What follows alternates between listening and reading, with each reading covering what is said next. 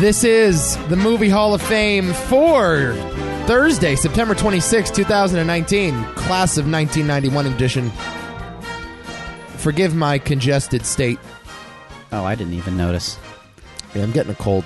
I don't really care, if I'm being completely honest. You're going to have to carry me on your back today, Adam. No, thank you. You're too big. Both physically and audibly. Ugh. Why don't you just, like not be sick? Is it really that hard? Well, I need to fix that diet first. Well, yes, exactly. That's kind of what I'm getting at here. Eat better. Yeah, once I'm not terrified of a slice of pizza, that'll be great. Terrified of a slice of pizza. I had pizza today. I had pizza for breakfast, and it was delicious. Yeah, one day. What did you have for breakfast? Nothing. I had mucus. I was swallowing mucus alive. You know it's important to eat breakfast, Nico. You know, I hear that, but I'm never hungry in the morning. Oh, my God. No, it's true. No, but I think this is separate and apart from my own idiosyncratic eating habits. I just feel like when I get up, I'm not hungry. Strange. Are you hungry when you wake up? Usually, yeah. I just feel like it just overwhelms me. But my dad is the same way. My dad doesn't eat breakfast either. I sometimes skip lunch. I'm usually not. Oh, see, I can't skip lunch. Okay, see, I am not hungry like right as I wake up, but like on the drive to work, I feel hungry. Okay. So I usually eat something at work. And yeah, that's usually more important to me than anything at lunch. I find myself capable of skipping lunch. I can't skip dinner though. Okay. So I don't really have meals because, of course, I'm a freak. Yes, but accurate. Lunch is definitely one I have to stick to. But yeah, it takes me a few hours. I think when I'm tired, I'm not hungry. And mornings are just not my time. I'm always very tired in the morning. Yeah, your body is still like kind of coming down from that fasting stage anyway. Yeah. Where it doesn't care to eat. Yeah. So yeah. That being said, like, I'll midnight snack the fuck out of anybody. I will midnight snack you to the ground. I feel like this is not helping your case, though. This is still a problem. I'm not making a case. I'm just saying that's my life. Yeah, well, that's not a good... And that's why I have a common cold right now. Yeah, well, that's an upsetting, depressing, horrible life you got there. Snacking. Why, thank you? Yes. No, it's not a compliment. Moron. I feel good having not killed myself yet. That's awesome. Let's talk about movies. Okay. Adam. Is that why we're here? We are here to talk movies and the movies in 1991. But first, I went to the movie theater last night. Went to the cinema. What did you see, Rambo? Did not see Rambo. Last Blood. Apparently it's awful. I saw a movie. Okay. Called Once Upon a Time in Hollywood. Oh. Boo. Second time! Boo. And I have an announcement to make. What's your announcement? Third best Tarantino movie. Once Upon a Time in Hollywood. It's over. Okay. Wrap it up. Put a bow on this shit. Number 3. Movie that nobody's talking about. Pulp Fiction, Reservoir Dogs, Once Upon a Time in Hollywood. I just want to let you know, you missed the mark. And you'll realize sooner rather than later that you missed sometimes you just have bad takes. Sometimes you just miss. And often you have bad takes. Often. Often. Very bad takes. You made the same mistake with Manchester by the Sea. Remember that? Yeah, I needed to go back and see that movie. You did. You have to go back and see Once Upon a Time in Hollywood. I had as well. the urge to go back and watch Manchester by the Sea. I did not have that experience with Once Upon a Time in Hollywood. So I don't know how you can possibly be so cynical about this movie. I don't get it. It's fine. What is there to be cynical about? It's fine. Though? It's okay. No, but you've approached it with this fine-tuned comb. I looking was for everything. very excited to see it, and it was a little disappointing. You know, you're just wrong. I saw it a second time. It's better the second time. Don't you love that argument? You're just wrong. It's better the second. Here's what I think I realized, and all the cynical critics that didn't like Once Upon a Time in Hollywood the first time. You were expecting a different movie. You were watching a different movie than the movie Tarantino was making. It's not that I have an issue with the movie that he was making, though. No, I just think you didn't know what you were getting yourself into. So when you were in the theater, the pacing and its focus seemed a little jarring. But you go back a second time and you realize, oh, this is not a movie about Charlie Manson at all. This is a movie about Hollywood in decay. There's a lot more to love. I also read the reviews going in, so I knew exactly what it was going to be. And I also heard plenty from you as to what it was going to be. And I was like, oh, okay, interesting, great. I'll adjust to a slower, a little more meandering Tarantino movie. which is fine. Nothing wrong with that.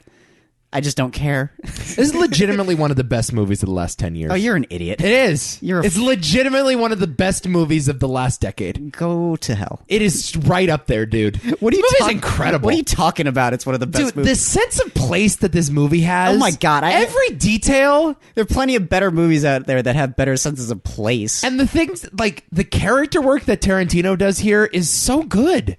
These performances are so captivating. It's such an immersive movie, and it's very funny on the second viewing, by the way. Sure. Are these the performances that we're gonna like latch onto for a while? Yes. I disagree. Hopefully the performances that take home the Oscars at the end of the year. They could. I certainly hope they do. I haven't seen anything anywhere close to this. Brad Pitt's probably gonna take something home. I certainly hope. He better, anyway. I certainly hope. But unless it'd be nice if Joaquin Phoenix took home an Oscar for the Joker. Dude, Leo is so fucking good in this. I agree. He's so pathetic. Sure. He's such a pathetic character. I don't know if that this again. And then I get to the end and he tells Brad Pitt, "You're a good friend, Cliff." That's like a great movie moment. Mm-hmm. That's just such an emotional moment. That's nice. You need to see it a second time. Cinema's dead, though, man. How dare you? Cinema's fucking dead. Nobody talks about movies anymore. No, I know that. There's a reason why, like, very, very few people have ever talked to me about this new Tarantino film, which is shocking to me 5 years ago. It's the same reason why no one talked about Us, and why that movie has vanished. Yeah, but people saw Us, though. It did doesn't very well at the box office. We have data to say people saw Us. It doesn't matter, though. Where's the excitement? Well, I don't think Us was... like garnered a lot of excitement just in general. Exactly. I don't think people liked Us all that much. That's part of the problem. And I would say, but again, even this I'm kind of saying the same about. There's a lot of like build up to movies now, but as far as like discussion and enjoyment after the fact, it's not really there. I certainly didn't get that from Once Upon a Time. Well, that I think is a great point. Is the discussion seems to end 5 days after it comes out. Mm-hmm. I have seen more discussion online about Once Upon a Time in Hollywood. In my circles, though, as compared to anything else. Slightly. There's been a lot of discussion. Yeah. And not always for the best. Like, there was the Bruce Lee controversy, and there was the Sharon Tate controversy. And that stuff seemed to hang around for like 5 weeks at a time. But I just feel like nothing permeates anymore. Well, television does. Game of Thrones certainly did. Well, that's different. I'm not talking about television. I'm just talking about film. And by the way, Game of Thrones is dead. It's fucking dead, and it was nuked off the face of the earth after season 8. It just won Best Drama at the Emmys. And I think a lot of people were like, what? That was a bizarre choice. What? I'll admit. Like, I figured it would win, but it's just clearly not the best show on TV. No. Clearly. Not even fucking close.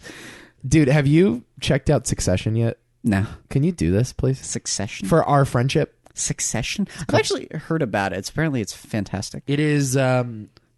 So here's the problem. So no one in my life watches this show, so I can't talk to anybody about it, except for my dad. That's it.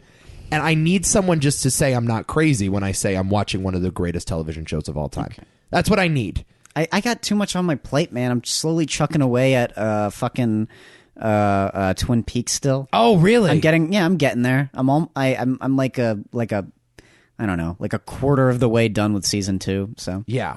Well, you're going to get into the dog days of Twin Peaks pretty soon. It's as of now, it's just kind of it's cool, I guess. You got to make it through. You got to power through. Yeah. Once you get over that hump and you get to season 3, it's just glorious. All right. Yeah. Which I'm very excited for. I have told literally everyone in my life to watch Succession, and no one will listen to me. But no one even gives it a try because I feel like, I don't know, it's not zeitgeisty enough. They won't feel like they're losing out on the conversation. Mm-hmm. That's the reason why everyone watched Game of Thrones, is because they wanted to participate with their friends. But Succession, just no one's trusting me on this. But you all need to watch this show because, seriously, it's one of the most incredible things I've ever seen on TV before. Mm-hmm. It's so good. Okay. Brian Cox, baby. Oh, I like Brian Cox. Holly Hunter. Holly Hunter in season 2. No, you just love Holly Hunter. So good! But who doesn't love Holly Hunter? Incredible cast. Kieran Culkin. Oh, really? My favorite Culkin. Is that your favorite Culkin? Oh, please. All right. Are you kidding me? Kieran Culkin. Kieran, Rory, and Macaulay are the 3. Kieran, is he the one with the black hair? No, not anymore. Maybe at one point he had black hair. Like he's the one in Scott Pilgrim vs. the World? Oh, God, I don't remember. The gay roommate? I think he might have been. Yeah. Yeah. It's got to be him. Yeah. Yeah, one of my favorite characters in that movie. So there you go. Maybe he is my favorite. Also, Alan Ruck. The great Alan Ruck. who you just talked about on Twister. So good! Yeah. Succession. All right. He's killing it. Dude, it's going to take me a long time to get there. All right, one day. Yeah. Let's talk about 1990. I saw another movie, actually. I wanted to bring this up. What'd you see? I saw a movie called The End of the Tour. Okay. It has Jason Segel and Jesse Eisenberg. And it's a movie about David Foster Wallace, the actor, or the author, I'm sorry. Oh, I heard about this movie. He wrote Infinite Jest. Yeah, that's right. And killed himself very tragically in 2008. And this is a movie that takes place in like the late 90s, and Jesse Eisenberg plays a writer for Rolling Stone that's following him around on a book tour and profiling him for the magazine. In a long lineage of like movies about magazine writers following famous figures. It's with Almost Famous and now this new Mr. Rogers movie. Yeah. They're all sort of in the same lineage. Nothing happens in this movie. It is all conversation. Okay. It is all dialogue. Could have been a play.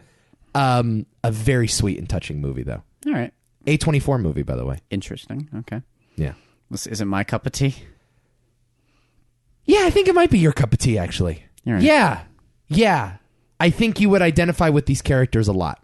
All right. Because they're kind of two socially awkward loner types. Okay. What are you saying, Nico? Well, you know exactly what I'm saying. that have a hard time relating to people. I don't have a hard time relating to people. Well, let this podcast be evidence to the contrary, my friend. Stay away from Adam Hall. But may I present to you the controversy surrounding E.T. and Blade Runner. Jason Segel is flooring in this movie. He's really good. Okay. He's like shockingly good as David Foster Wallace. I'm not a huge Jason Segel fan, generally speaking. But Nor am I. Nor am I a Jesse Eisenberg fan these days. I feel like he's... Not these days, no. No, he's kind of into self-parody at this point. Because I think he only had like the Social Network to work from, and that was it. Where he's just playing himself. He's playing like a hyper-realized version of himself. Well, I think in hindsight, he's playing himself. But I think we always cite that movie because of this. Yeah. You know what I mean? I feel like the Jesse Eisenberg archetype was created there, and then it stops. But see, I've seen Jesse Eisenberg movies from before Social Network, and I don't think it's quite the same. Like The Squid and the Whale, the Noah Baumbach movie. Oh. He's very Jesse Eisenberg in that.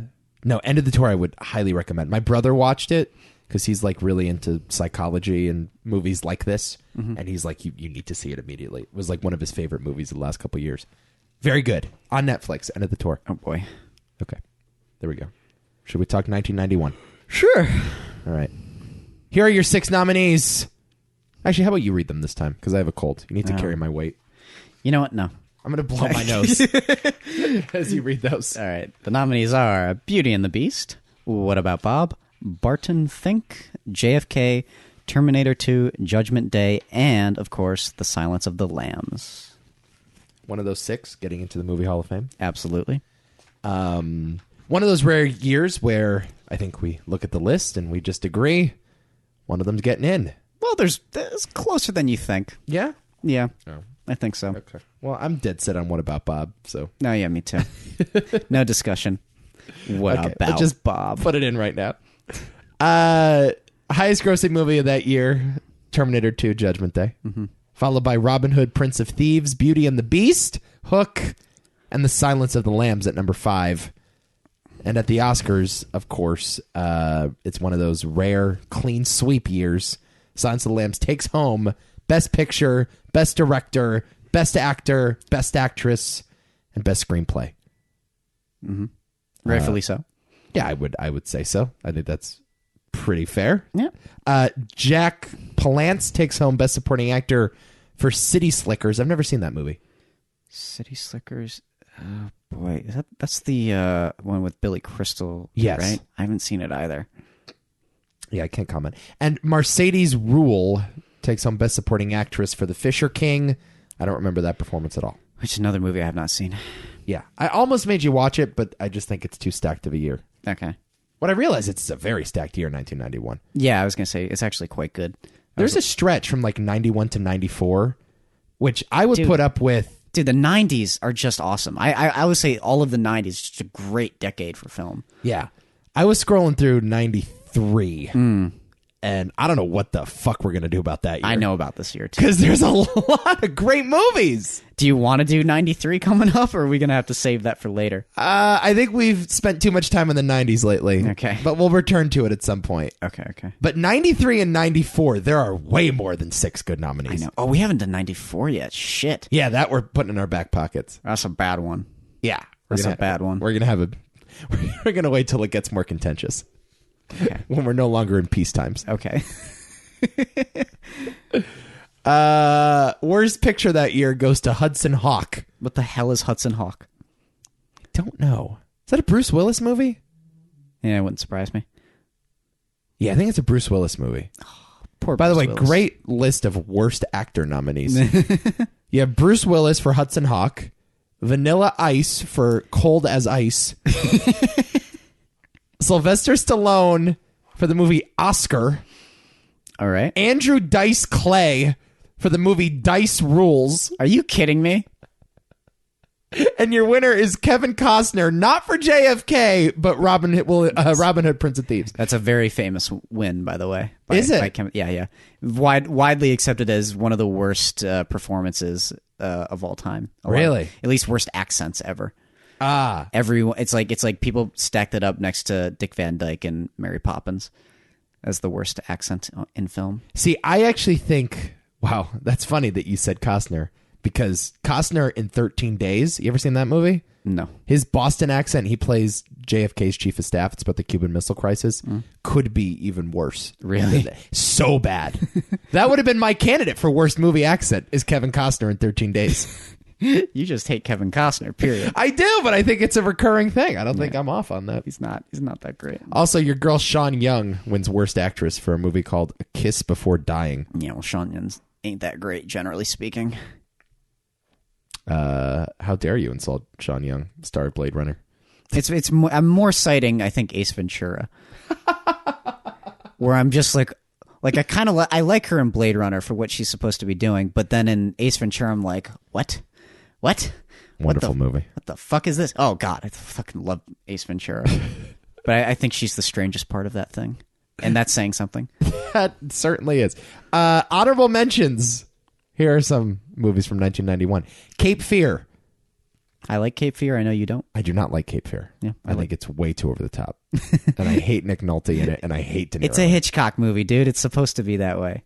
Yeah, but it's Scorsese doing it, so it's even worse. I don't think it doesn't work. To where Max Cady grabs onto the bottom of the car and somehow rides his way to the family's vacation getaway. Yeah. So stupid. I love it. Another terrible movie accent. Is it? De Niro. Is it a terrible? I don't think it's a terrible movie accent. Come on, dude. Nah, I disagree. I really like Cape Fear's fun. Here's another fun movie, Point Break. Yeah, really fun movie by Catherine Bigelow. So weird she made that, huh? I know. Yeah, she's made a lot of interesting movies. Like, more movies than you think. She Yeah. made one with Willem Dafoe where he's like a biker. It's like his first movie. I haven't seen it, though. Apparently it's pretty good. The Fisher King, we mentioned. Hook. Dustin Hoffman. Robin Williams. Peter Pan. City Slickers, I wrote down. Sleeping with the Enemy, I also wrote down. Haven't seen, though. Fried Green Tomatoes. Yeah, Fried Green Tomatoes, a movie that I oddly love. Really? Yeah, I like that movie. It's a sweet movie. Yeah, it's kind of like pre-Sisterhood of the Traveling Pants Yeah, vibes, right? Yeah. Oliver Stone movie that we did not nominate called The Doors. Man, will I ride for The Doors. That is a fun-ass biopic, dude. Weird-ass biopic. Val Kilmer. Yeah, I know. He's awesome in that movie. Kills that. I mean, it's incredible. What is it with like actors just being very good at playing rock stars? There's a ton of them out there. Well, it's such like a fun role to play, right? Yeah, I agree. Yeah. Yeah. Because even when the movie's like not particularly good, that performance is usually like kind of on point. Like I notoriously don't really care for Ray.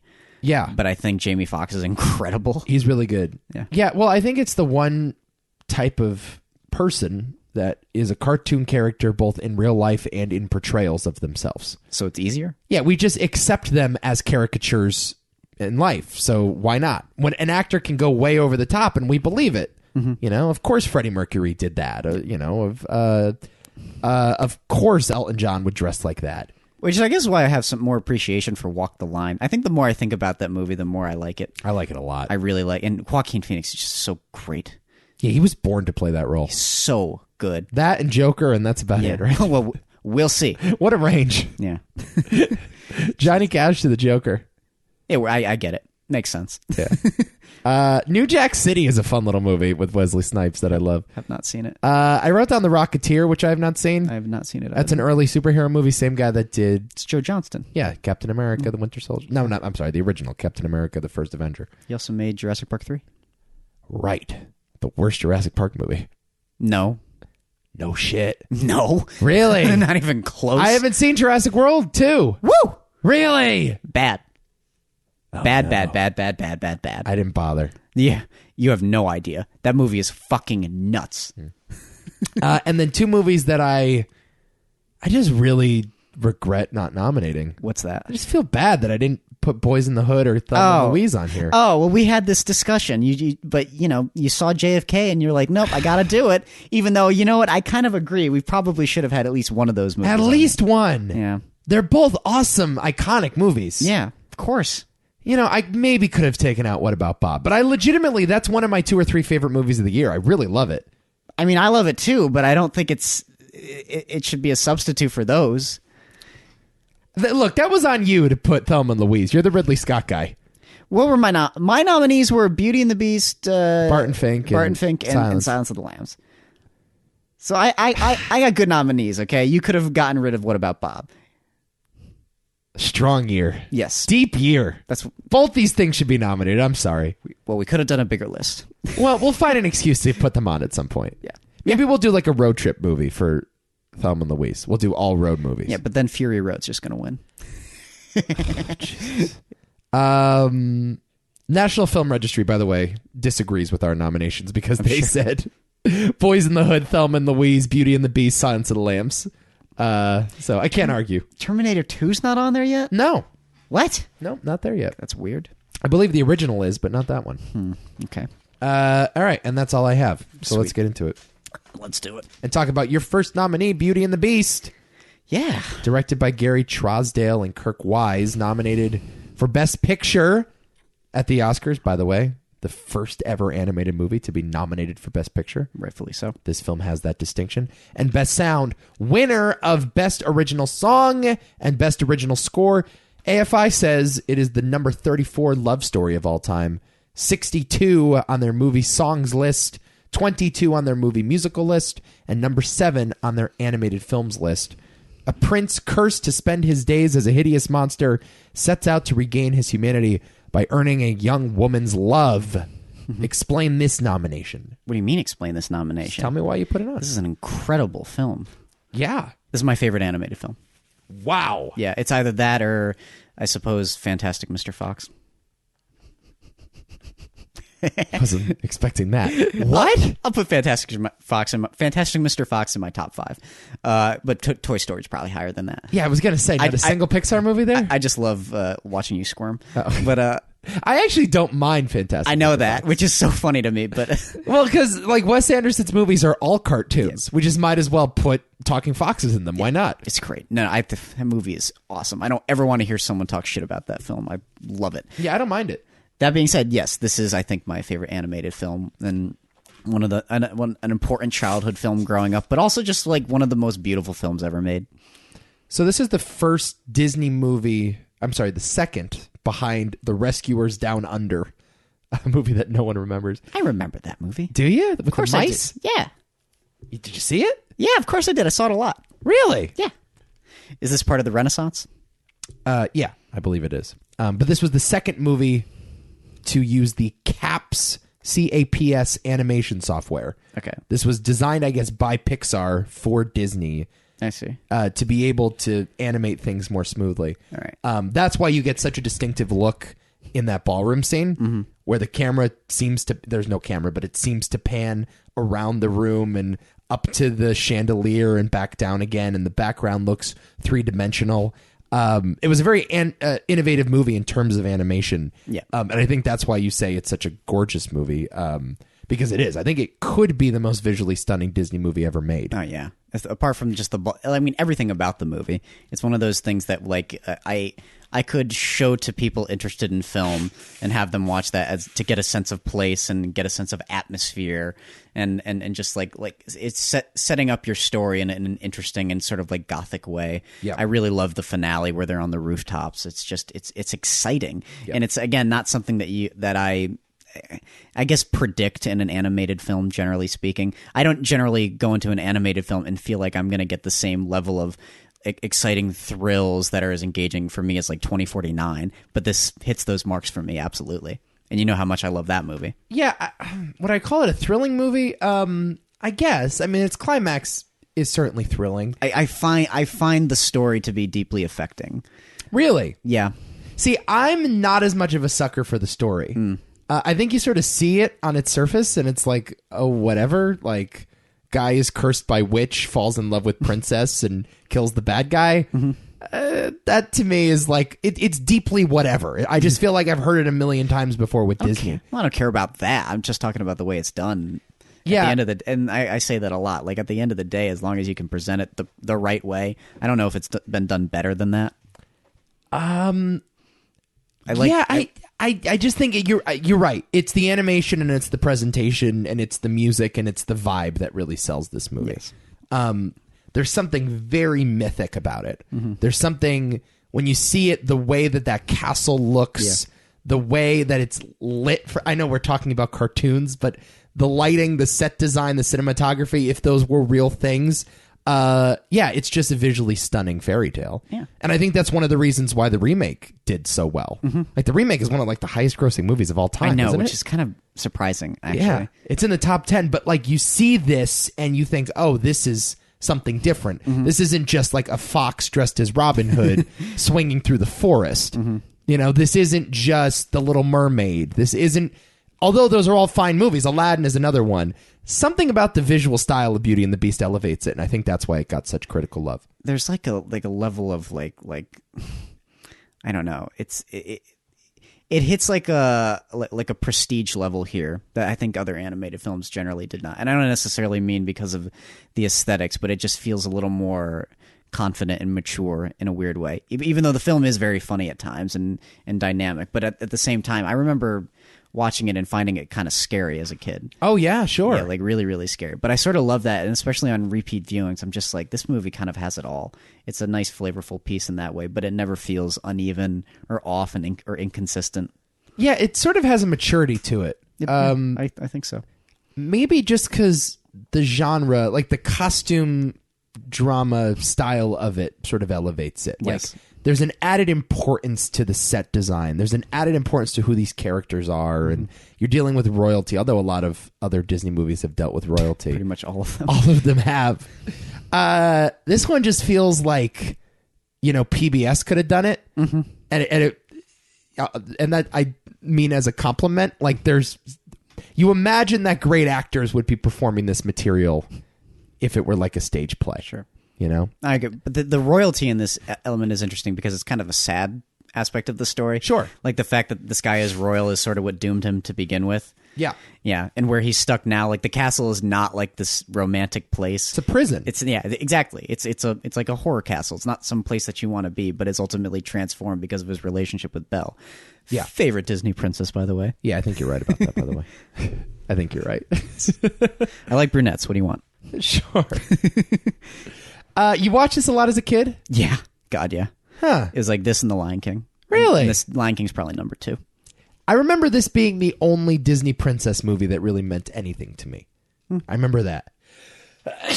Bless you. Yeah. Just like most of those, I guess Snow White I enjoyed. Yeah, I guess. But Cinderella, even something like Mulan, which came a little later, I was just like, these movies are too girly for me. These movies are not made for me, I felt like. And that's why I buried myself in Lion King and I buried myself in the Pixar movies. But this one, for some reason, felt special. Yeah. And I don't know, again, what it is. I can't exactly put my finger on it. But there was something elevated, and I remember seeing that movie and thinking, oh, I'm watching something significant. I'm watching a movie that matters. Yeah. Well, this feels like it just appeals to like everybody. Yeah. In that way. Like, again, because I could see where you might have those feelings for something like Mulan. I mean, that's kind of what Mulan has always been about, and especially The Little Mermaid. The Little Mermaid is like the girl animated film. Right. And now we're going to sound sexist for saying this. No, I'm just speaking as a kid. You're not able to... Yes. You don't understand feminist theory as a 13-year-old, No. as an 8-year-old, you know? It's... But it doesn't, in this case, I don't think it matters. It's just that story here. Again, even if it's been done before, the way it's done here is what's important. And it's just like, you love these people. Yeah. And you love what they have to go through. And you're interested to see how they're going to get out of this alive, or how they're going to come together in the end. And it's like, again, told like it could have been a live action movie. And it was. Yes. And it did very well. Yeah. I haven't seen it yet, but... I've seen it. Oh, yeah? Did you like it? Yeah. Okay. Yeah, I did. Yeah. I actually like the Cinderella remake. Oh, I didn't see that one either. Yeah, I actually think it's not that bad. Yeah. Really? Yeah. Kenneth Branagh did it. Of course. Yeah. Kenneth Branagh. Perfect material for him. Leave him alone, Nico. Let him do his thing. I got dude. The dude loves Shakespeare. I don't. Who am I to begrudge? I do want to mention too. This movie won Best Comedy Musical at the Golden Globes. First animated movie to ever do it. Okay. Just pretty nuts. This movie was a huge deal when it came out. Yeah. And has had staying power, I think, for a good reason. No, it's one of the more iconic films on this list. Yeah. If not the most. I think it's a worthy nomination for Yes, sure. I agree. And, we talk about these Disney Renaissance movies on this show, and I just get so much nostalgia. Oh, God, yeah. And I almost have a hard time gauging how good the movie actually is. Because you have so much bias, you mean? Right. It's like this movie is something more to me than just a movie. I didn't view it as a movie as a kid. I viewed it as an adventure. Sure, yeah. Kind of like Once Upon a Time in Hollywood. Fuck off, dude. Come off your fucking high horse. We were in peace times, and all of a sudden, you're bashing what is far and away the best movie of the year, and no one's arguing it. No one's arguing it. No, I disagree. Oh, stop it. No, I disagree. Give me one name. Midsummer's better. Oh, first of all.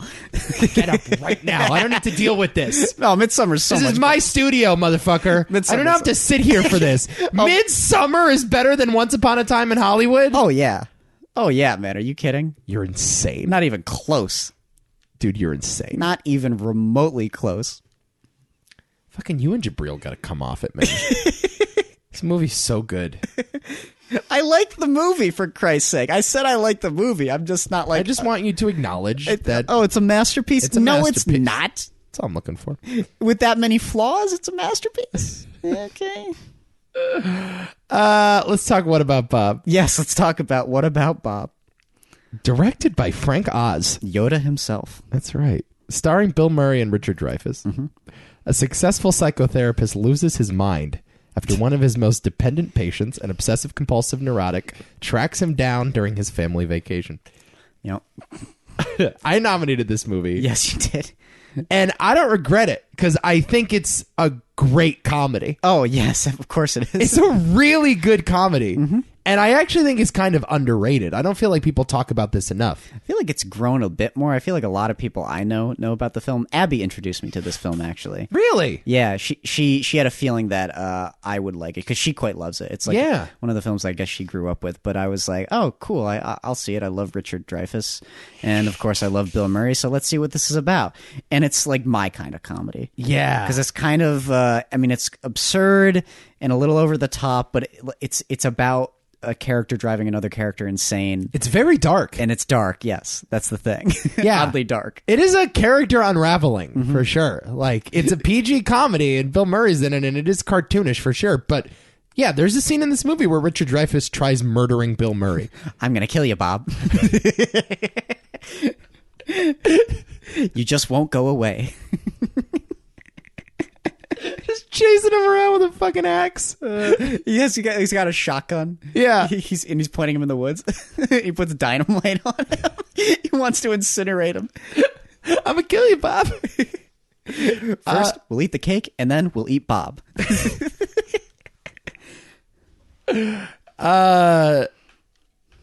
Here's what makes this movie sing. Here's my theory about it, because I just read this in my research. Oh, geez.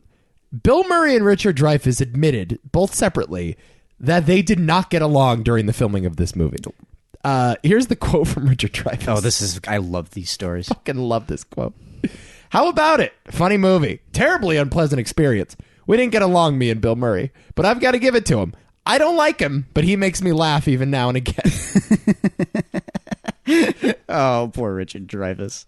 So I guess, like, Murray went very method with it. Yeah. So he just took every opportunity, kind of like Jim Carrey on Man on the Moon. Mm-hmm. He just nagged Dreyfuss every chance he got. Yeah.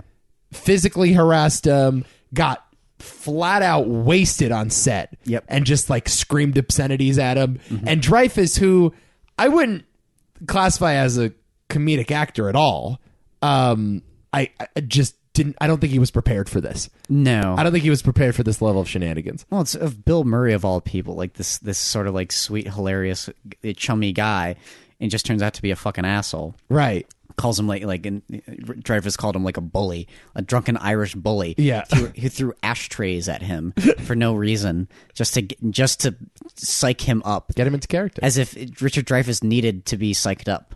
Right. Which is my problem with Bill Murray's method. I was like, Richard Dreyfuss is such a better actor. You think? Yeah. Yeah? Oh my God, yeah. I don't think it would have been possible for Bill Murray to go to some of the places that Richard Dreyfuss had to go to. I think that's close. I do think Dreyfuss has a better performance in this. Yes. For sure. Well, it's a harder performance. It's Yes. it's a tight wire act that he has to do. And Murray just gets to play straight man in a weird way. Yeah. But I can't argue with the method because it definitely worked.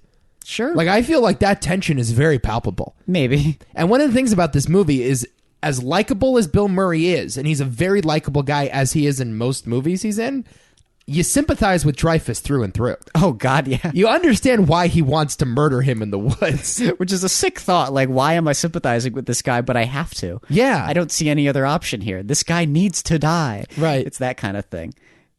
It's an interesting question, though. Yeah. That the film poses, though. It's like, how would you behave in a situation like this? Right. The problem is that there would never be anybody this crazy or someone willing to go through the lengths that Bob goes through. Right. But it is funny nonetheless. Yeah.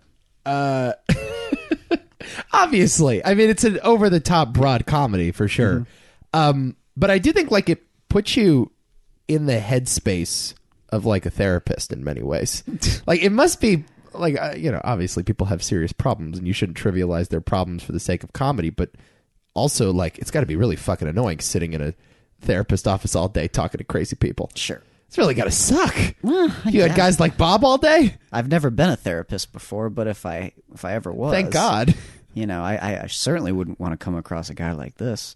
Baby steps, Bob. Baby steps off the door. Baby steps on the elevator. What's the death theory he was talking about at the end? It's just the I funniest thing.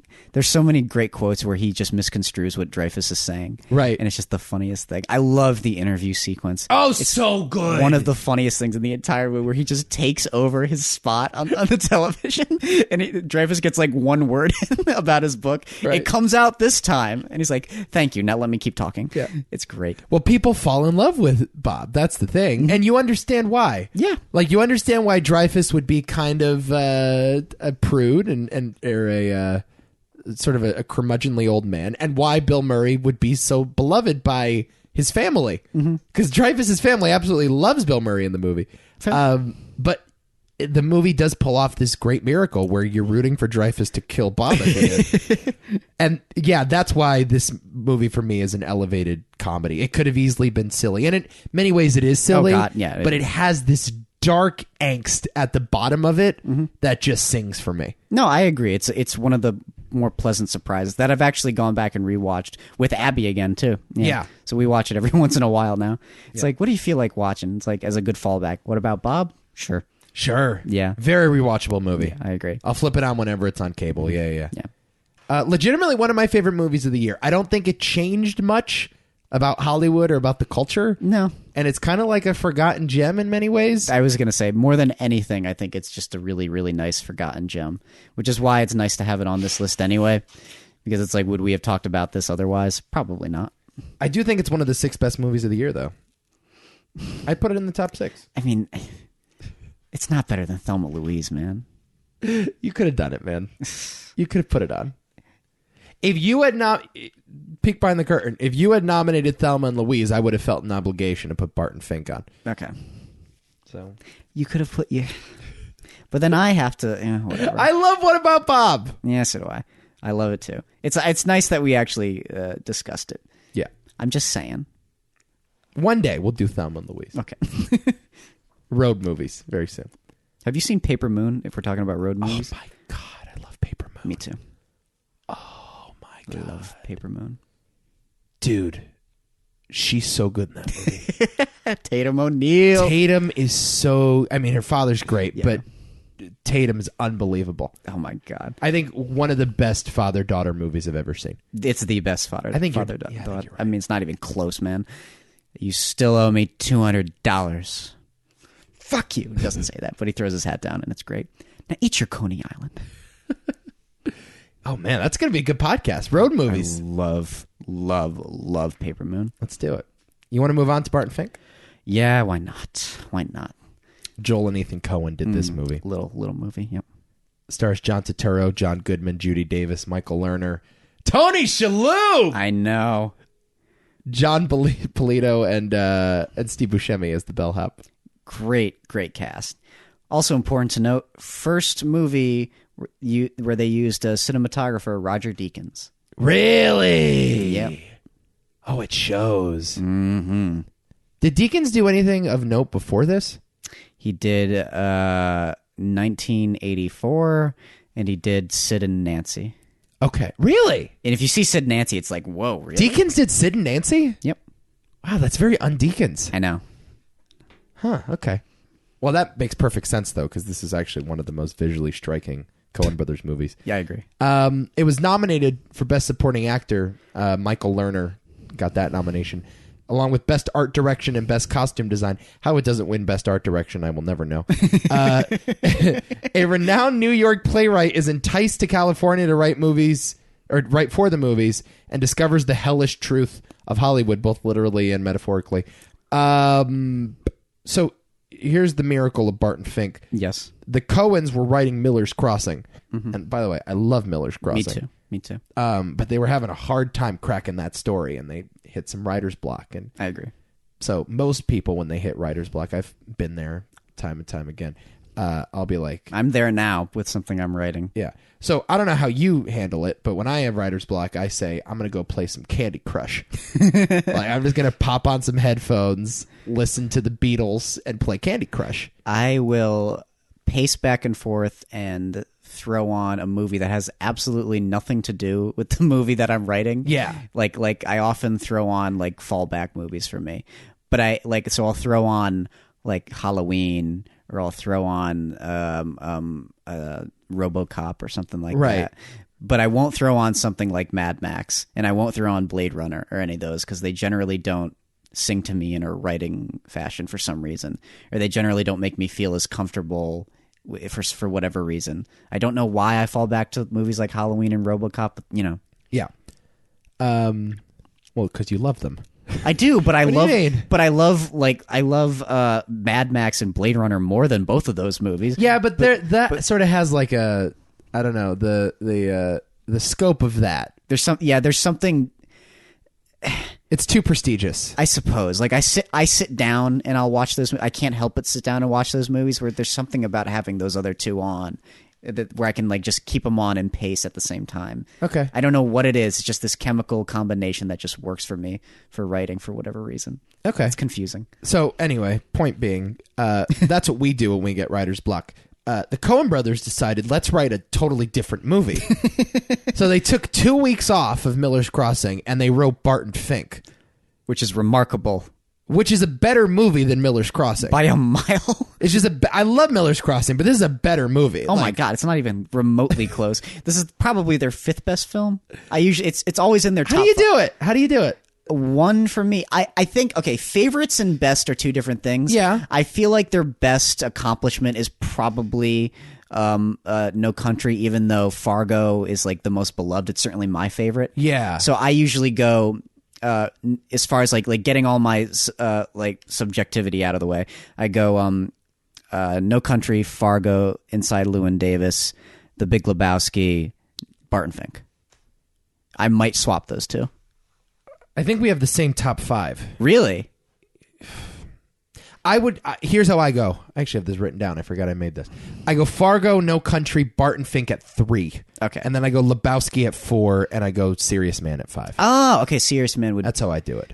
Serious Man would probably be 6 for me. And then I go Miller's Crossing 6, Llewyn Davis at 7. Oh, Llewyn Davis has got to be up there in the top 5. Fucking love that movie. I love it too, and it's only great. Maybe in like another 10 years, it'll get even higher. That most Coen Brothers movies are like that, though. Yeah. Yeah. So this is a movie about a lot of things. Yeah. And in a weird way, it's also about nothing. Mm-hmm. And I wouldn't necessarily recommend this movie to someone that isn't into movies. I wouldn't recommend it to someone, who's not into movies, and also people who aren't familiar with the Coen Brothers' work. Yeah. Honestly, it's hard to recommend in that way. Like, if you wanted to get into them, this would not be the first film because it might deter them. But this is the type of movie, though, where if you catch it at the right age, and like you're a snobbish movie nerd, like me, I probably watched this when I was like 18, 19. It'll like blow your mind. Yep. But you won't understand why it'll blow your mind. You'll see the movie and you're like, I have no idea what that was about, but I know I love it. Yep. Did you have the same experience watching it? Precisely. Yeah. It makes much more sense to you when you're writing something. Yep. Maybe not necessarily when you're trying to write something specifically, but when you're trying to craft something and be creative and just having a fucking miserable time doing it. That's essentially what this movie is about.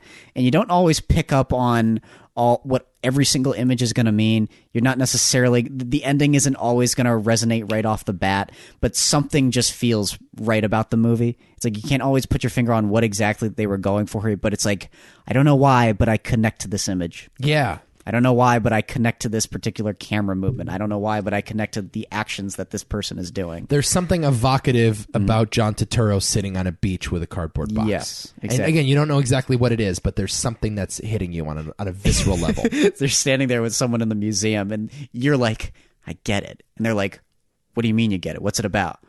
I don't know, but I get it. Right. Right.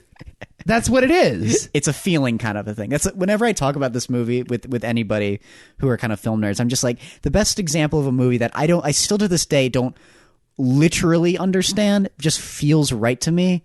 Like, I think this is one of my favorite examples. Yeah. I have a very hard time explaining this movie to people, but everything about it just feels perfectly right at home for me. Right. I just connect to it on a weird personal level that's different than words. That's what the Coens do. Yeah. The Coens have a firm grasp on their material and on their voice. And I think perhaps a firmer grasp than any other filmmaker on the planet. Yes. They just get what they're about. Even if you don't understand it, you understand that they're in command of their world. Yeah. The world never gets away from them. You know? And maybe, perhaps in the case of like the Lady Killers. But other than that, like their style never gets out of their reach. True. They make everything for a reason. Each decision is made, each line that's uttered, each visual style that's used is there for a reason, and it feels consistent within itself. Even in a movie like this, which is absurdist. It's an absurdist film. It's a surreal film. It's not quite David Lynch, but it's certainly in the same neighborhood as David Lynch. Oh, it gets weird like David Lynch, especially the one of the final scenes with John Goodman running down the hallway, which is one of my favorite. Right. I don't even know where that fits in like my lineage of like scenes in general. I don't know I don't know where it ranks. I don't know how you categorize it. It's just bizarre. Yeah. But it's so memorable. It never leaves my head. I actually got recommended that very clip on YouTube the other day. Right. I'll show you the life of the mind. I will show you. It's great stuff. When he gets out, he has the suitcase. Remember when he gets out of the elevator? Oh, yeah. It's so... But the way they film it, too, and the flames just emerging from the other side. It's so weird. But, like, it's, again, like, yeah. Right, that's what... But that's what the Coens do, and that's what David Lynch does. You don't understand it on a sort of logical level, but everything feels of a piece. Yeah. Nothing feels out of place, even though what's happening makes no sense. Like, it feels comfortably within that piece. Like you said, it's not out of place. Right. It's like, yep, of course it needed to be in this movie. Right. I sort of want to say that to every movie. I never want to watch a scene and be like, what the fuck was that doing there? Right. I always want to be like, perfect. Like this, it wouldn't be complete if this scene was not there. But this is an example, though. You can still make weird choices. And they do. Yeah, you can still go out. A lot of filmmakers are like, I just want to surprise the audience. I want to do something transgressive. I want to shock. I want to leave people guessing. And like, you can do all that within a certain style, you know? And that's what I would say to like young filmmakers that are making weird experimental art house stuff. Yeah. Like, I applaud that, but also you have to have a sense of style and a sense of voice, and you have to play by some sort of rules. You know? Yeah. And this movie plays by its own set of rules. I agree. For the life of me, I couldn't tell you what the rules are, but the Coens do. Yes. Well, that's important. As long as those voices do. I mean, you could say that about most filmmakers, too. But when they lose sight of those rules is when it starts to get messy. Right. And it's a film that I could have very easily had seen getting messy and confused within its own world, but it never really loses track of itself. Yeah. Which is a miracle when you actually step back and look at what's actually happening in the movie. Yeah. Like, it's a batshit crazy film. Yeah. Well, certainly the third act is pretty batshit crazy. But the whole film is just this weird aura of just like ickiness at times, like that fucking wallpaper. The wallpaper peeling off the walls. God. John Goodman's like liquids pouring out of his ear. It's so strange. Dude, the mosquito bothering Barton. I mean, the heat. I love it though. Yeah, dude. But again, like it's also nicely in line with the Coens lineage of being like unsatisfying, where it's like he feel at the end of it all, he feels like he's written his greatest thing ever, and then it's just like, fuck you, dude. It's the big piece of crap. I'm going to give you 10 reasons why your thing stinks, right? But I don't have time. That kind of thing. Yeah. Well, that's screenwriting, isn't it? Yep. Right. It's Barton Fink believes. Like, he comes from New York. He's a playwright. He believes in high art. Yeah. He scoffs at low art.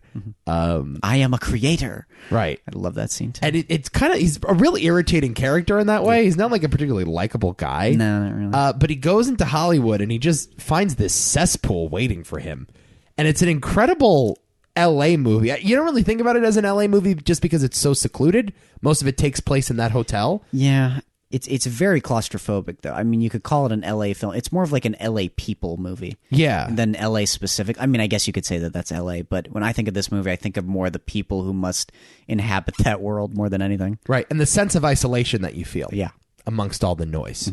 No one's there to comfort you. And the guy that is there to comfort you is the devil. Is literally the devil incarnated. What a great idea, though. My God, John Goodman's so good in this movie, by the way. Oh, I'm leaking again. You don't listen. I love everything about this movie. The third act is just outstanding, dude. And of course, the Coens got some other stuff in there, like the rise of fascism and the rise of anti-Semitism, and there's some biblical allusions, as there often is with the Coens, and there's a lot of stuff just about being Jewish. Yeah, I know. The guys have a firm understanding of Judaism. But it feels like another movie where it's like maybe based on how fast it was written, it seems like that kind of film that they just wrote as like pure artistic expression. Yeah. Like maybe they didn't always necessarily know what they were throwing into this, just whatever felt right. Right. And they just had this theme of like frustrating and irritating writer's block that just pervade everything, and this is what came out of that. And also, that's one of the rules they tell you, is you should never write about writer's block. That's always, they say that to writers. It's the most boring subject. This ain't boring. But they somehow beat the odds and made something incredible out of nothing. What is with the Coens, man? They're like a once-in-a-generation filmmaking talent. They're incredible. That's what's up with the Coens. They're incredible. What do you mean, what's up with them? What the fuck is the matter with the Coen brothers? These guys come around once in a generation. Why are they so damn good? I can't figure it out. Like, everything they do is just awesome. I'm sick of it, damn it. Yeah. All I know is that you need to see Barton Fink. Oh, God. Because it will change your life, this movie. To those who have like a knee deep in film. Yeah. And in somewhat of an interest, this is an important film for you, I think. I feel like there are times when I feel like this is like a mandatory film for people who are actually interested in filmmaking, and certainly in screenwriting. Oh, yeah. Well, it'll scare you off pretty quick. Yeah. It'll either scare you off or it will inspire you to write some more. Yeah. But this is a good barometer for that. Yeah. I have had instances where I have been writing something And I will just get so fed up, and I will actually think of this movie. Yeah. I'm just like, that movie is so right. Yeah. The movie is so right about what this is like. Right. It's so lonely. You feel like you're just...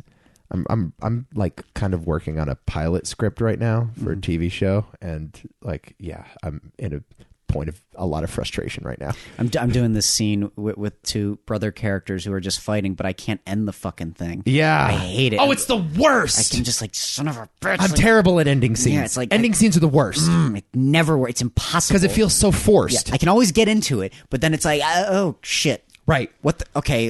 Do I end it here? No, that sucks. And I don't know what that kind of thing. how you do it. But for some reason, my urge is always to like go sitcom-y with it, and that bothers. Like I always feel the need to end on a joke or end on like a ha. I don't know what about that. I don't know why I do that. It depends on your sense of comedy too in those scenes. Like if you want to end it with levity. Like here's what it is. I don't have the confidence to end it on any other note. Really? Okay. I'm not confident enough. I always got to fall back on the joke. I can't just say, you know what, that's good enough. That'll move somebody. That'll make somebody laugh. I always got to end on like a convenient laugh line. Well, see, the thing is, I think, intuitively know how like certain scenes should end. Like the thing I'm writing is a horror film, and I know instinctually, based on the way I've set everything up, that it needs to kind of be a scary note at the end of it that you walk away from before I transition to the next scene. But I keep getting it like kind of sad and dramatic, and there are times where maybe I think that that's going to work, but at the end of it I'm just like, oh, I feel like it could be frightening if I end this conversation with an idea that just scares the shit out of like parents. Yeah. You know, because that's kind of what I'm going for. But yeah, no, I'm with you. Because I have like this self-loathing thing where I think that nothing I do is good. Mm-hmm. So I'm always out there. I got to entertain. This is dragging too much. I have to insert another joke here, and I feel like I'm just bogging it down. It's so much worse too when you're watching bad movies. Yes. When I watch bad movies and I'm trying to create something, I look at that and I'm like, is what I'm doing now this bad? Yeah, it sucks. Right. Which is why sometimes when we come on the podcast and do Why Is This a Thing, I'm like, can we just do a movie that we love, please? Can we just do a weird movie that we love? I don't want to feel depressed going home. You're right. It's like, what's the difference between what I'm writing and what exactly. that is?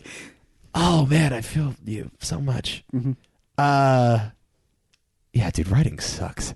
Fucking sucks. It's that thing. No, seriously though, it's that it is the most unpleasant experience there is, and it's very rare to have a good one. Like the last thing I wrote that was the feature was actually, for the most part, fun. You had fun writing that? For the most part. Not the entire way through, but once I was finally done with it and I fixed all the errors and rewrote a few scenes, I'm like, it's good. I'm happy. Yeah. Yeah. Never happens, though. Never, ever happens. It is a weird... I mean, it's hard to explain to people, but it's that one thing where it's like, it's the most miserable experience. Mm-hmm. It's lonely. It's isolating. You don't feel good doing it. It has to be, though. That's the thing. You feel very bad, but you have this compulsion to do it anyway. Mm-hmm. And I don't know what instinct that is, where it's like, I need to create something. I was explaining it to my brother last week, because he's like, why don't you enjoy going to the gym? I go, because when I go to the gym, I'm not creating anything. I'm just working on shit. I'm just making myself better. I'm not interested in making myself better. I'm interested in... I'm already as good as I can be. I acknowledge like that's a serious character flaw, but I just like creating things. I just want to make. And if I'm not making, I feel useless. I agree. I'm right there with you. So I have this thing where I'm like, I'm writing, and I don't know what's going to happen with it. It's just I'm making it to make it. But as long as it's out there in the world, I'm happy about it. Yep. I know exactly how you feel, dude. Man. It's weird, dude. Having that need to create something, it's an amazing feeling, but it can really eat at you sometimes. Right. When you don't feel like you can. Yeah. It's the worst. Which is why it's so great to finish something. Yeah. Yeah. Well, finishing is the fucking best. Which is why I fucking hated Jeffrey Tytler's class. Because you never finish anything. It's always this malformed thing that will go on to be crafted for the rest of your fucking life. Vince Gilligan once said, I thought he put this great. They asked him, do you enjoy writing? And he said, no, but I enjoy having written. Yep. And that's exactly what it is. I enjoy looking back and thinking that was a cool thing that I created. Yep. The actual process is the worst. Yeah. And don't let anybody mislead you. Any of these crazy motherfuckers that are like, yeah, I just enjoy writing in my spare time. Burn them. Burn them alive. Kill them with fire. Who are you? Yep. You do not enjoy writing. Yeah, I just take my journal out and I just sit in the park and I write poems. It's so frustrating. Go to hell. It is a frustrating experience. Go to hell. Who are you? You don't enjoy shit. This is not fun. This is not meant to be fun. Yeah. There's a fucking reason why Hemingway killed himself, man. It's a terrible experience. Yeah. This is why God made the flood. But he left crazy motherfuckers like you and I on the planet. That's true. So he didn't get everything right. He left us here to toil away. I'm on my third draft of a fucking sitcom. Ugh. He's very proud of us, Nico. He's proud of what he made. Let's move on before we get too religious. JFK. Wow, let's talk JFK. Let's get even crazier. Woo! Oh boy. JFK. Oh God. Written and directed by Oliver Stone. Of course. Who else would have made this fucking movie? Starring, what a cast. Kevin Costner. Worst accent in the history of film. Kevin Bacon. Tommy Lee Jones. Gary Oldman. Michael Rooker. Sissy Spacek. Joe Pesci. Jack Lemmon. Walter Matthau. Donald Sutherland. And John Candy. Martin Sheen with the narration. Jesus Christ, what a cast. Did you say Michael Rooker? I did. Okay, good. Yeah. Did you say Newman? Wayne Knight, you mean? Yeah. Newman from Seinfeld? Yeah. Yeah, Wayne Knight is in this movie. Yes. You know what his character's name is in this? No. Numa. Crazy. And there's that JFK scene in Seinfeld. Right. The Magic Loogie. He does the exact same thing. Back and to the left. Yeah. It's good stuff. Winner of Best Cinematography and Best Film Editing. I would say that's correct. Yeah, probably. I think that's the right call. Nominated also for Best Picture. How fucking nuts is that? I don't know. A movie like this, it would not even touch the Academy Awards. No one involved in this movie would set foot on the red carpet at the Oscars. They wouldn't be allowed to. No. JFK, no, not crazy. And then you also got Best Supporting Actor for Tommy Lee Jones, Best Director, Best Adapted Screenplay, Best Sound, and Best Original Score. A critical darling at its time. New Orleans District Attorney Jim Garrison discovers there's more to the Kennedy assassination than the official story. Yep. Here's my question to you. Do you think Oliver Stone believes his own bullshit? Yeah, I do. You do? Absolutely. Okay. That's interesting because I don't. Have you heard him in any interviews ever? I have.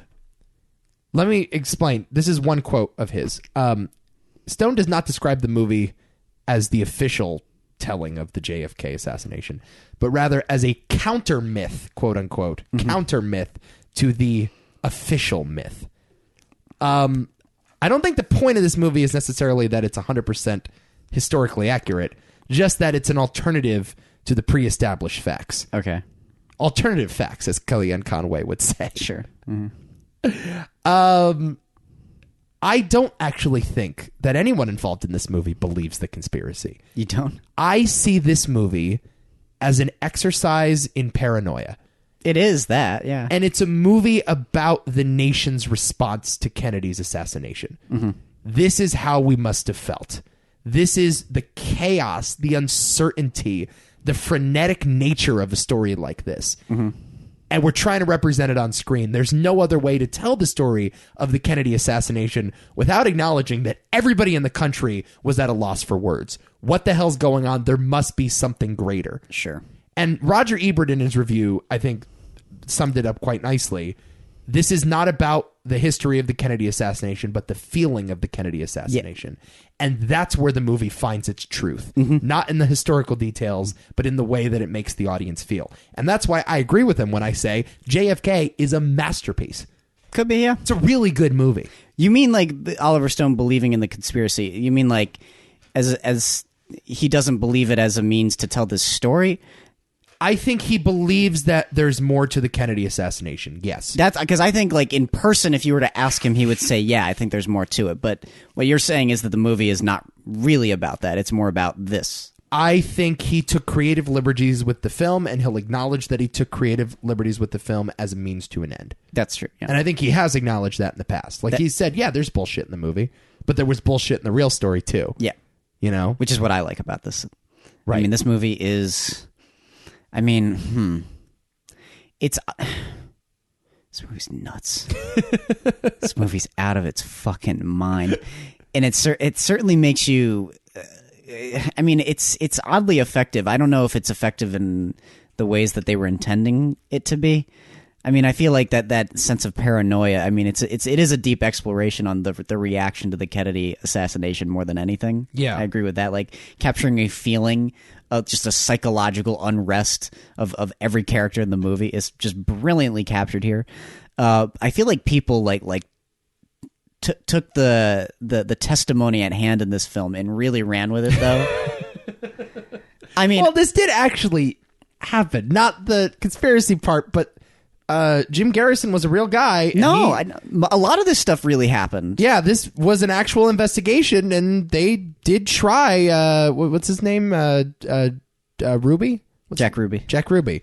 Like, he was actually tried in New Orleans, and nothing happened of it. The jury, after an hour, dismissed the case, but this was a real case that was brought to life. So, yep. Yeah. It's not just the film that ran with it, I'm saying, is that people bought into it well before JFK came out. I know. You know? It's interesting when you look at this now, though, like, because I don't think people watch this film necessarily and think like this is just a historical account, or not, maybe not a historical account, but trying to capture that mood of the time. Right. They just take it as the definitive conspiracy theory movie. Right. And let's not trust anything the government does now, and cite things like this movie as a result of that. And yeah, I don't know where I fall on that. It's certainly easier to believe than most conspiracy theories, but again, it's one of those things where I'm like, I don't know. Do you think that the movie has a moral obligation to present the facts as is? Not necessarily. Yeah. Because I think that's where I draw the line. Yeah. Because at the time, when the movie came out, critics bashed this movie. And not just critics, like figures at the New York Times and the Washington Post. They wrote editorials, and government officials spoke out. And I think a lot of people thought the movie was morally despicable just because it peddled a conspiracy theory and took liberties with the truth and misled audience goers. When that wasn't really the point of the film. Yeah, well, I mean, look, even if it was the point of the film, so what? You know, like, I feel like I've had this same conversation many times with people in my life, but art is inherently a lie. You know what I mean? Yeah. Movie making is a lie. Yeah, it's all fake. Yeah. There's actors that are playing people other than themselves. Yeah. It's a bunch of magic tricks, guys. Right. It's not all done in one take, man. No. There are multiple takes, and you have to edit it together to create the illusion of movement and the illusion of pace. I mean, film in general, just literal film is the illusion of movement itself. It's pictures. That's right. all it is. At the end of the day, it's just a shit ton of still images. So I have a hard time drawing the line to say, okay, now because we are telling this as a biopic, because we are depicting real events, now we can't lie anymore. Mm-hmm. So it's okay to lie on a technical level. It's not okay to lie on a story level. Mm-hmm. That premise I just don't buy. Yeah. I don't think movies have any obligation to tell you the truth. I mean, the only reason, like, if I'm a filmmaker, the only reason why I wouldn't take liberties, honestly, is if I find the story that engaging, where it's like, how could this not have been a movie yet? The story is just so compelling. Yeah. And maybe this is an example of that, because this movie is so much fun. It's so entertaining. It is one of the most entertaining 3-hour films I've ever made. Dude, it moves like it's an hour and a half. This film got an Oscar for best editing, and rightfully so. Yeah. I mean, this movie is snappy as fuck. Yeah. And it's exciting, and it's nerve-wracking. Yeah, oh my God, this movie's actually kind of scary. Yeah, when Pesci dies, when they come to his apartment, and it's like, somebody's coming after me, and it's freaky. For sure. And it's like, but again, it's like paranoias that I feel like we've all sort of thought of. Yeah. It's like, oh yeah, maybe this could have happened. Maybe this did happen. Oh God, is this actually going on today? And it leaves you with a serious impression, like coming out of this one. And that's what I think Roger Ebert was hinting at in his review when he said that the movie is only obligated to tell you a compelling story. Mm-hmm. The truth or falseness of that story is kind of irrelevant. Yeah. All that matters is the truth in our emotional reaction to it. Sure. All that matters is that we walk out recognizing what the story is trying to tell us and recognizing it as true to our own sense of humanity. Yeah, I just don't care. I said this it's kind of funny. I said this in regards to Dave Chappelle last week when I said that I don't watch stand-up comedy for the truth. I read the New York Times for the truth. You know, like art should be able to take liberties however it wants because it's not about the actual content. It's about what it's trying to convey. Yeah. It's about a sense of wonder or shock or, in this case, paranoia or comedy or levity. That's what we're searching for. And it does a real fun job communicating that. Yeah, I agree. You know? Well, I think when it comes to something like art in general, I mean, there's a lot of things that art is trying to do. I mean, a big part of it is just trying to, convey maybe challenge you or give you a different perspective on some matter. You know, just for the sake of doing it. Sometimes it's like, well, why not think about it this way? You know, to make us a little more, a little more intellectual than we would have been otherwise. But at the end of the day, it's like art like this is just trying to entertain. You know, I understand that it's doing more than that, but at the same time, like sometimes a lot of it boils down to just sheer entertainment value. The thing is, conspiracies are a fun time.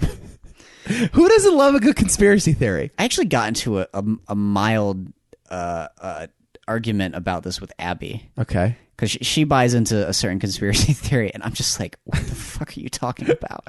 Which one? It has to do with like Illuminati shit. Okay. And like connecting it to a lot of things, including 9/11. And I'm just like, oh no, Abby's a 9/11 truther? Oh, we shouldn't call her out on the podcast for that. We shouldn't, no. But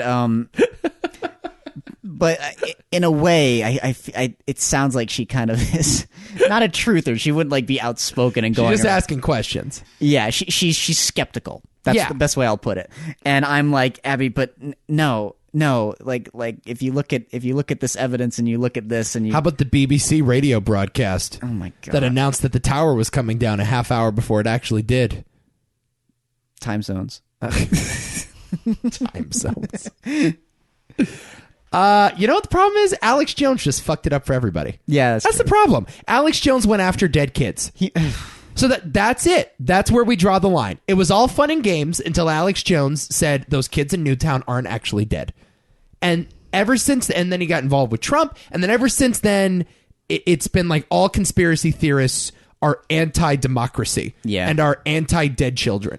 Yeah. Well, I guess how would I state that? Deny the existence of dead children, right? And so, now we're in this very weird time, but I think at their core, conspiracy theories are their own form of performance art. Mm-hmm. It's a way of thinking about the world in a different way. It's like doing a crossword puzzle. It's just, it's a different way of conceptualizing the world, and it allows you to think about possibilities that you wouldn't think about otherwise. Yep. They aren't that dangerous if taken in a certain context. The problem is you run with it and it gets really dangerous. But I don't know, something like JFK, to think about, how did the guy get 3 shots off in like 5 seconds? 3 seconds. 3.6 seconds, I think is what it is. Yeah, back and to the left. What's that about? That's the other thing. It's another one of those like Zodiac movies where you're just fascinated by the investigation. You just can't help but get immersed by it all. Right. It's exciting. Mm. Yeah. I don't blame this movie for like taking off the way that it did or affecting people the way that it did, because it's a tough movie in that way. But as long as you step back from it and say it's a fucking movie, it's a lot more. It's much easier to accept. Yes. I don't think it's as evil as people think it is. Let me just put it that way. Yeah. I think this is all in good fun. Yes. At the end of the day. Yeah, for sure. They showed this to our class for the first time in 8th grade. Really? Yeah. Well, that's a little weird. I know. History class showed you JFK. I will say the first time you see it, though, if you're not well read, makes a very compelling case. I to this day, it still makes a fairly compelling case. Right. If I'm to buy into any conspiracy theory, if I had to choose, I don't know why I would have to choose, but if I did, I would feel most comfortable with this one. That's how I'm going to put it. Right. Right. That or Epstein, I guess. Well, now it's coming back. I feel like Jeffrey Epstein's the new JFK. Yeah. Because now everyone just universally agrees someone killed this bastard. But that's also because fuck this guy. Fine, yeah, I'll believe it. Why not? No, everybody just understands. Yeah, I mean, someone must have knocked him off. For They all- can't agree who it was, but everybody just says it's either the Clintons or it's the Russians. Jeffrey Epstein could be like the worst thing ever. He could, for all you know, what I believe Jeffrey Epstein is an alien from Mars. That Dude, there's a new one that we needed says to kill him. Yes. Epstein's still alive. Ooh, Yeah, that's a new conspiracy. No one ever saw the body leave the cell. Epstein alive. all right, he's escaped. Like The Clintons faked his death. oh my god, what the hell? He's back on the Lolita Express. What a horrible name, Lolita Express. Oh god, it's the sickest thing. Yeah, I rode on the Lolita Express like 15 times. 15 times, Bill. Jesus, you didn't do it 15 times. I am not accusing Bill Clinton of having an international murdering ring. Well, of course he does. I'm just saying I'm not doing that. Have you seen his wife? I mean, Jesus. All I'm saying is that, man, Oliver Stone making a movie about the Clintons would be pretty fucking dope. It would. Oh my god. I mean, that's essentially what House of Cards is, though. It's just the Clintons. Right. Fun fact. Yeah. Sure. That's what they based it off. Right. Yeah, that's exactly right. That's exactly who they are. And it's very accurate. Wow. You know, I could see Hillary Clinton running through a cemetery and not giving a shit. Could you see Bill Clinton pushing a journalist in front of a moving train? As Frank Underwood does? I could see him getting drunk and doing it. Oh, man. That's JFK. Let's move on to Terminator 2, Judgment Day. Mm-hmm. Written and directed by James Cameron, starring Linda Hamilton, Arnold Schwarzenegger, Edward Furlong, and Robert Patrick. Winner of Best Sound Editing, Best Visual Effects, Best Makeup. At the Oscars, also nominated for cinematography and film editing. AFI says it's the number 77 thriller of all time. They also say that the Terminator is the number 48 hero of all time. Okay. Number 76 on their quote list for Hasta la Vista Baby. And number 8 on their all-time science fiction list. A cyborg, identical to the one who failed to kill Sarah Connor, must now protect her teenage son, John Connor, from a more advanced and powerful cyborg. We talked about the original Terminator. In fact, we put the original Terminator in the Movie Hall of Fame. Yep. When we talked about it, we both acknowledged that's the superior movie. Well, we think so, but I also think many people would disagree. Yeah, It's a contentious argument, for sure. which is the better one. I personally prefer that first movie, but I don't. Here's the thing: I don't completely disagree when you say Terminator 2 is better. If you say it's better, I'm like, okay, I understand where you're coming from. I think the movie gets a lot of credit for the T-1000. I just think the T-1000 is one of the coolest creatures ever. Well, it is. It's one of the coolest villains by a mile. Yeah. It's such a great idea, and it's frightening as hell, and it's so awesome. So the movie gets a lot of credit for the T-1000 walking through steel bars. And I just think we see that sequence, and it's one of the great action sequences ever. But we see that sequence, and we think more of the film than perhaps we should. I just don't think this movie has as much heart as the original movie. Not as much heart? Yeah. I don't know if I fully agree with that. I mean, that finale where he's forced to put him in the liquid metal is pretty touching. Yeah. A lot of scenes with his mom are like the scenes where it's like, why do you cry? And it's like, I don't know. We just cry, when Right. we're down. And he's like, pain causes it. No, it's different than that. And he's just explaining like that human emotion to a machine. Yeah. I don't know. I think it has plenty of heart. Does that mean more to you than Sarah Connor and Kyle Reese in the first movie banging in a hotel room? I just think there's like a more real life quality to that. Well, that movie's smaller and a little more relatable in that way is the thing. Yeah. I think the distinction to be made here is that this is a significantly bigger film. Right. And it takes advantage of that whole hog. Right. So, and sometimes to the films, I don't think anything in this film is to its detriment. Yeah. I mean, to make something clear, I love this movie. Sure. I really love this movie. And it's probably the second best on this list. But I remember going back and forth on it even as a kid and thinking like I love these first two movies, but I think the thing that always holds it back for me more than anything is it's the writing. Huh. As a kid, you thought, oh, this screenplay. Yeah. Jim Cameron, you really should have given this a couple more read-throughs. If I'm being completely honest, yeah. Really? I remember thinking like, it's the story on paper at times I mean, the dialogue here is annoying. Well, I just think, think about it this way. The most iconic line in this movie is "Hasta la vista, baby," which I find to be very corny. It is corny, though. In comparison to "I'll be back," which is just one of the great movie quotes ever. Yeah. And I think that is an interesting dichotomy. Look at those two quotes. The first one is epic and also kind of horrifying and iconic. And this one is just, I won't say karaoke, but you're trying to recapture the magic of the first movie. It's like badass. Yeah. Is the thing. Which, again, like, this movie is just an action extravaganza. Yeah. It's like the action in this movie, we can't really undersell it. It's amazing stuff. It is Jim Cameron's natural progression, right? Yes, exactly. He got a bigger budget. This is what he wanted to do with it. It's one of the best action movies I've ever seen. Yeah. It's not my favorite Arnold film, but it's certainly the best. If we're to categorize Arnold action films, this is probably the best one. Yeah. It's certainly a better action film in that way than the first Terminator, even though people will lump the first Terminator into an action film category as well. Right.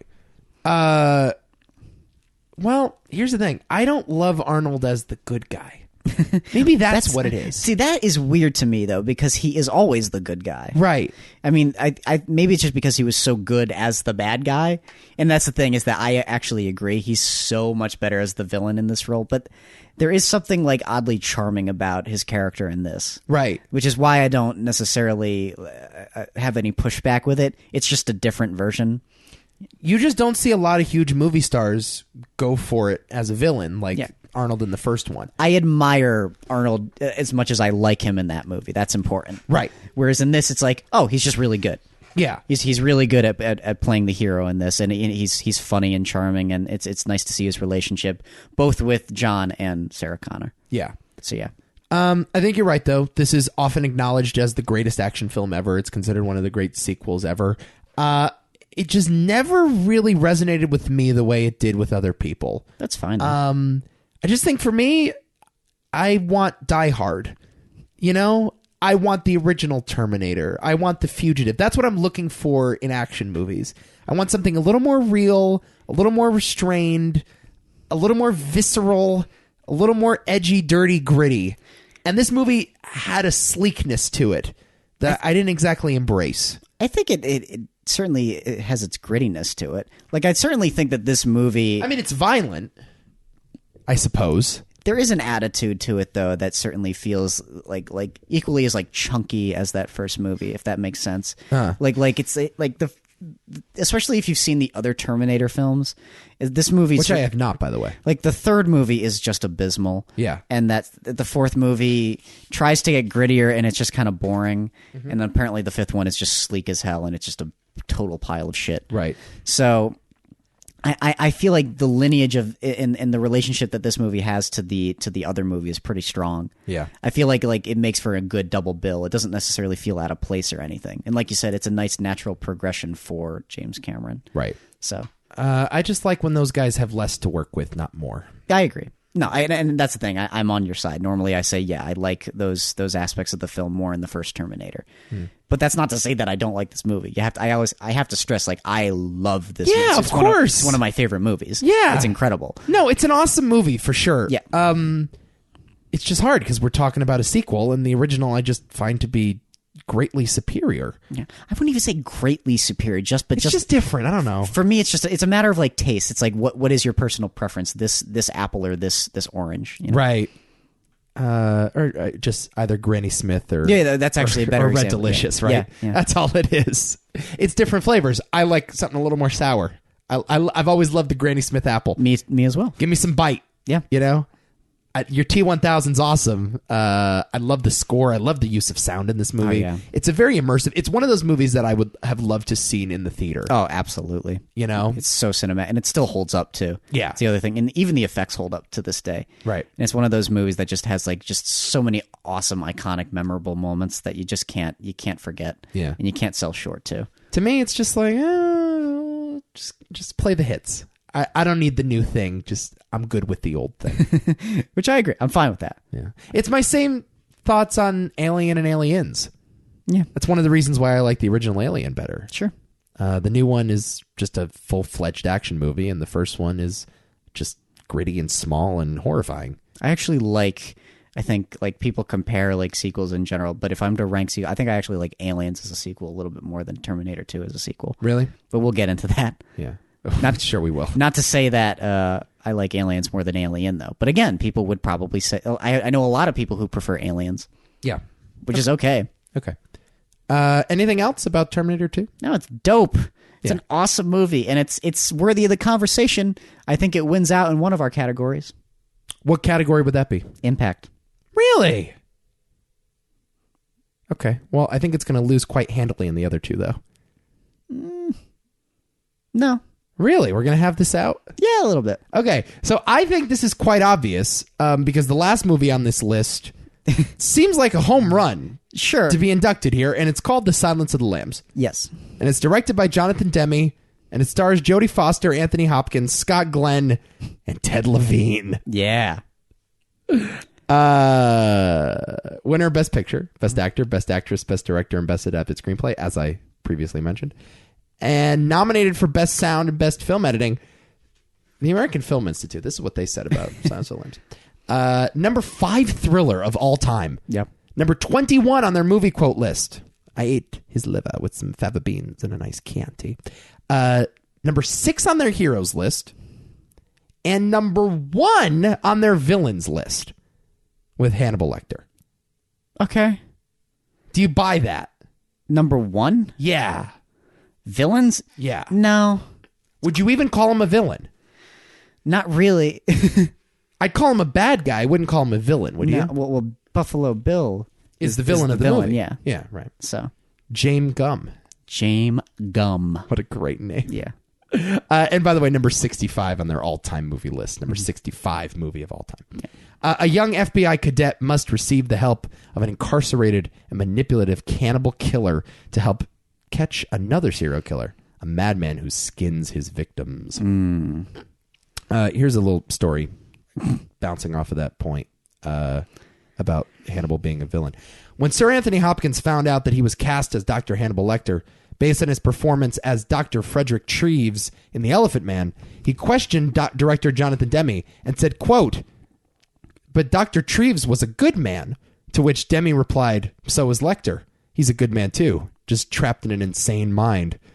And I think that's what separates this movie from every other movie of its kind. It gives you one of the most compelling anti-heroes in the history of film.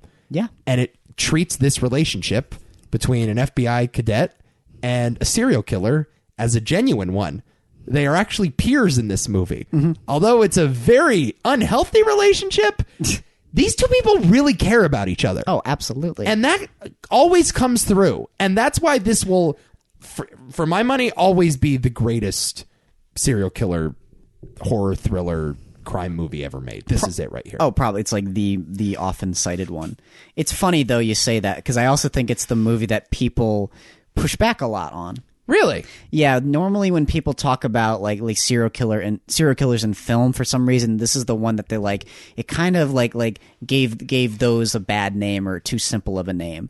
Like when Fincher set out to make Zodiac and whatnot. Part of the reason why a lot of people were pushing back on him, or even the real life people were pushing back on him, was that they didn't want another Silence of the Lambs. Huh. And he had to reassure them, like, no, that's not what we're doing here. Now, why? I guess they thought that it was made a little cartoony. Oversimplified the serial killer thing? And they're not wrong. Well, one of the complaints I always hear is that it sort of trivialized the transgender thing. Yeah, well. And it sort of made James Gum into a monster because, like, anybody that would rather not have a penis must be deeply unhealthy and scarred, right? Which I guess maybe you could attack the film for, but the problem is that that's based on very real things, right? So it's hard for me to really be like, well, that's just the way some of these people are. It's just a fact. It's like if you look at some of the things that these horrible people have done, it directly mirrors this guy. Yeah, I think it was based on 3 real life serial killers, including Ted Bundy and also the guy Ed Kemper and Ed Gein. Oh, really? Those are the 3? Yep. Okay. Yeah. So yeah, it is certainly based on real life. What do you mean by cartoony, though? I think it's specifically Hannibal Lecter. People look at Hannibal Lecter and they're like, that's just not the way this is really seen in real life. That's not the way these guys behave. They saw this person as like maniacally evil, and I feel like they sort of missed the points of the character. Oh, definitely. A lot of the time. But that's the thing about the impact of like the mainstream audiences and how they tend to take it in a much more simple fashion, and they don't exactly read between the lines as to what's going on between him and Clarice. No, Hannibal is a legitimate teacher. Yeah. He's like the Yoda of the story. I completely agree. He's a very bad guy. Yeah. He's a bad guy. But that's why I would say, yeah, sure, he's a bad guy, but I wouldn't call him a villain. I think it's because he's scary. I think the thing that like makes people say he's a villain is because he's terrifying. When you first see him, he's standing there waiting for Clarice and he can smell her. Yes. When you think about why he would have been standing there, it would have been because, I can smell somebody coming. Closer. Oh my God. When the guy, what's the guy's name next door that flings the cum in her face? Miggs. Oh, no. Miggs spoke to you from the other cell. What did he say? Okay, I won't repeat the line. Yeah, don't repeat the line. What I love about that scene, obviously that's another one of the great scenes in the history of film, when Clarice meets Hannibal for the first time. The wardrobe choice. Mm-hmm. And I actually found in my research that was Hopkins' own choice. They were going to dress him in like an orange jumpsuit, like a normal prisoner at an insane asylum. Yeah. But he's like, no, this guy's an intellectual. He's a professor. He's crazy, but we got to dress him like a professional. So let's give him a white suit. I think he said specifically it was motivated by his own fear of dentists. And dentists always have all white on. Uh-huh. So he had white head to toe, and it was perfectly fit. Really? It wasn't baggy. It wasn't too long. It was fitted exactly for him. And his whole idea was, this is a buttoned up professional that happens to be behind bars. And that gives it an extra sense of terror. You know what I mean? Was this was Anthony Hopkins who said that? Yeah. Are you sure about that? I'm pretty sure. Are you sure it wasn't Brian Cox? Oh, that's a good point. Brian Cox did play him first, didn't he? And he was dressed in white. According to my research, the costume designer on Silence of the Lambs worked with Anthony Hopkins on this look. Okay. I think you're right, though. That's a good point. Yeah. People forget Brian Cox was the first Hannibal. Yeah, I know. Which I love that little detail. Yeah. We had this funny little comment like a couple weeks ago about the sequels, and you made the comment like Silence of the Lambs is the best sequel. I was like, yeah, but I guess it's not a sequel anymore. Right. Yeah, only because of Red Dragon. Right, but it kind of is. He's got a very small role in Manhunter too. Brian Cox I know. does. He's like in 2 scenes in the movie. Yeah, it's true. Yeah. Apparently, though, according to this research, Hopkins had a say in that matter. Interesting. And he improv'd a lot too. He did that. Yeah. After the fava beans. Great little freaky fucking moment. This movie is like one of the more chilling things ever. And a lot of it is like some of those smaller details, I suppose, and the bigger details. That's also important. But yeah, I should note, this is a movie that I saw too early in life. Yeah, me too. I have an aunt that's obsessed with this. This is her favorite movie ever made. And she's like, you need to share this with me. So we lay down in a dark room, very darkly lit, and we watched Silence. Me, my brother, and my aunt. A lot of questions were asked when James Gumb did the little dance with his dick stuck between his legs. How old were you, do you think? Probably like 13, 14. Oh, boy. Something like that. Like, everything about this movie is just skeeves me out. My dad, when I quote my dad on this a lot, is that he said that he wasn't able to sleep for a week after this movie. Oh, yeah. He said he couldn't breathe after coming out of the movie. Yeah. And I'm just like, yeah. But everything about this movie is just anxiety-driven. Sure. Yeah, and Abby, again, hates this movie. Really? Hates this movie. Now, How can you hate it? How can you hate it? because Abby doesn't do so well with anxiety. Oh. And I don't blame her. This is an anxiety-driven film through and through. I mean, down to the way it's shot, down to the performances, how long it holds on certain things. I mean, the content, of course, but also the music. I find the music really haunting. I don't know what it is, and it's just like, it's unnerving. Howard Shore does a great job with it, by the way. Yeah. And No, especially like in the scene where Hannibal kills the guy and puts the face on his face. yeah, and it just builds and builds and builds, and then finally to that dramatic crescendo of him removing the face. It's the music there, and it's also Demi's direction. This is God. just a tour de force of direction. I know. Like the whole choreography of that scene and the sense of that building and where all these characters are at any given moment is chilling. And it takes, like, it's weird. It's one of those movies that takes just the perfect amount of time to convey those emotions, but it's not very long. Yeah. The movie's really not that long, but for some reason it feels like this like perfect length. It's very rare that I say like a film that's a little bit shorter than what I would have imagined is that effective. Yeah. Because more often than not, I'm like, you could have used a few more scenes, but this movie's just boom, it's solid. Yeah. I can't think of one wasted scene in this whole Yes, movie. exactly. It's efficient as hell. Yep. And speaking to Demi's direction, just his how smart he is with how he composes shots and edits them together. I mean, there's a lot of discussions to be had about the choices for certain shots, especially in the scene with Hannibal and Clarice, and the way like he'll cut in front of the glass and behind the glass and to obscure their vision based on the way they're talking, based on how he frames her versus how he frames Hannibal. Right. It's really, really, really smart. Well, a lot of the movie, you are seeing characters speak directly into the camera. Yes. Like there are times Hannibal's looking you dead in the eye as though you're in Clarice's point of view, but you never get the opposite. Yep. You always see Clarice slightly askew because you're supposed to be in her head, not the other way around. And she ever so slightly throughout the film starts to take control, and then eventually we do get those center frame shots from her and whatnot. Right. Yeah, and it's a lot about that. Like a lot, you could just deconstruct this film in a little bit with like men versus women in a lot of ways. There's that really funny shot where Clarice gets into the elevator with all those dudes in red shirts, Right. just surrounded by them, but she doesn't care. Sure. Yeah, because she can handle it. Just a word on Jodie Foster. Top 10 performance of all time by a woman on screen? Maybe. Yeah. She's quite good. Quite. She's quite good. Quite. Pretty good. I'd say she's quite good.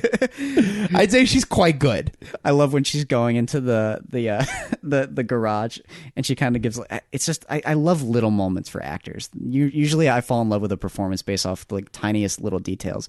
When she's just laying on the ground and she's like, if this locks or does anything else, like go tell somebody I'm here, and it's just that little laugh. Yeah. It's like I love her performance. Here's the thing about her. She's so small. Yeah. Jodie Foster's a small person. And I don't know of any other actor, maybe the aforementioned Holly Hunter at the time, that could have conveyed both a sense of meekness and like fish out of water quality. I'm a woman in a man's world. I'm in over my head. I'm just a young rookie. But also that strength and power and natural instinct. Like she's both the scared, helpless little girl, but also the powerful cop at the same time. Yeah. And it's such a complicated performance. She's got to play both fear, confidence, vulnerability. It's just great, man. Yeah. As great as Hopkins is iconic and he gets all the credit. Guy was only in 24 minutes of the movie. Yeah. Wins Best Actor at the Oscars. That's a sort of a controversial choice. This is Jodie Foster's movie through and through. Oh, and absolutely. The fact that she didn't come back for Hannibal when Ridley Scott did Hannibal is kind of a shame because I wanted to see more of that character. It's an interesting Hannibal's a discussion in and of itself. You hate Hannibal.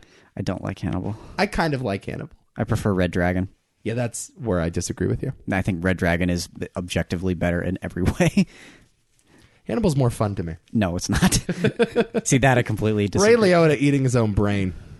How can you watch a movie with Philip Seymour Hoffman and say that the other movie without Philip Seymour Hoffman is better? Because this one had Ray Liotta eating his own brain. Okay. That's why.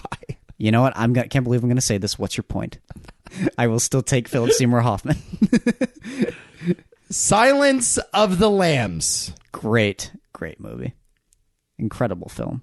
Like, yeah, and I think should easily get on here. I think this was one of the rare years the Oscars just fucking nailed it. Oh, God, yeah. And we should all be in solidarity in this and say Silence of the Lambs deserves to be in the Movie Hall of Fame. What say you, sir? Well, it's the best film on this list. Yes. It's not the more impactful film. Okay. And Legacy, I think you could make an argument for Terminator 2. Stop. What do you want? No, I think you could. Stop. What? No, it's just not, dude. Yeah. Hannibal Lecter is one of the most iconic What, people. and the Terminator is not? And the T-1000 is not? Yeah, that's because of the first movie, dude. Okay. That's because of I'll Be Back. It's not because of the sequel. Yeah, I think it is. No, it's not. No, but it's actually not, though.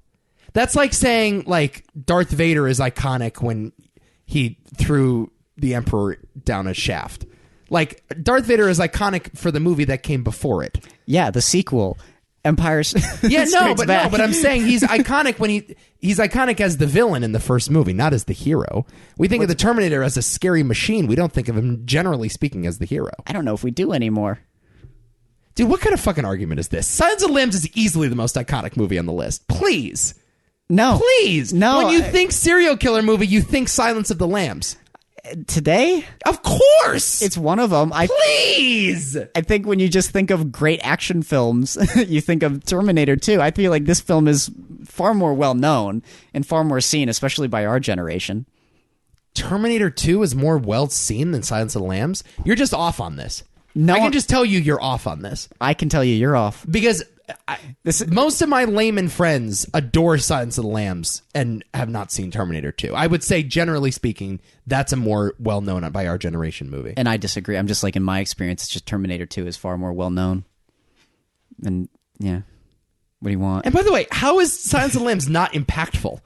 It's a very impactful movie. I'm not saying it's not impactful. It is, but I mean, if we're judging that, I mean, Terminator 2 changed special effects forever, and you know, it's certainly changed what you're capable of accomplishing in camera.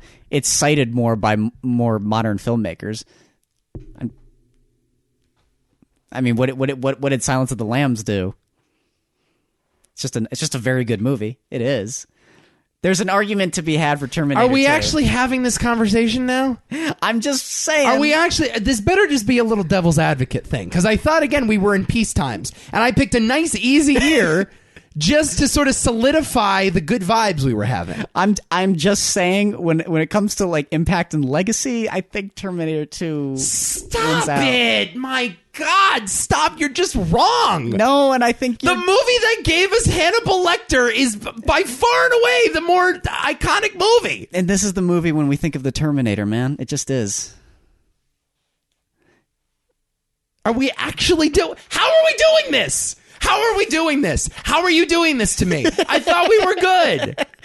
I thought we were good. What I'm saying is, ask 1,000 people that like movies. They will call you crazy for saying that Terminator 2 deserves a spot over Silence of the Lambs. Please. Well, I didn't say that. I'm just saying with the categories that we've set up, I think... Fine, then fuck the cat. What are you trying to prove here? That's all I wanted to hear. Are you trying to prove the hypocrisy of the categories? What are you doing to me? I wanted you to say fuck the categories.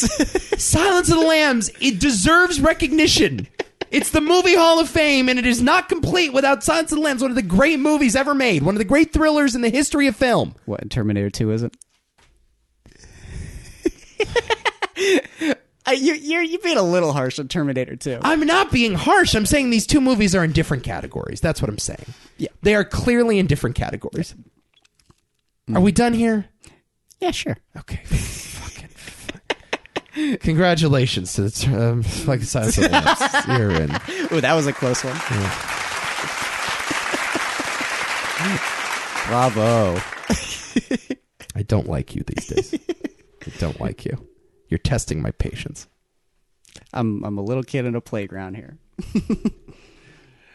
I don't know where this is going to go now next week, because we have this idea. Oh, yeah.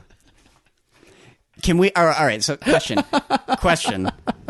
Oh, Jesus. Next week could suck. Yeah. Are we kicking off one movie just because we already inducted it? Yeah. Oh, no. Any movie that is inducted into the Movie Hall of Fame is now ineligible for future nomination. Why would we nominate it? Can we bring on Nick for the last one?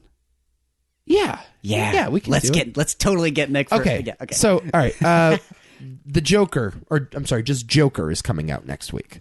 So we're going to do a Batcast. Yes. The long-awaited Batman podcast. The Batcast. The definitive Batcast. I feel like the Batcast is not original, by the way. I feel like we have seen Batcast. I think I did a Batcast already. You've done a Bat... You know what? You might have done a Batcast. I think we called an episode of Why Is This a Thing? The Batcast. Really? And we did an episode of the original Batman series with Liberace.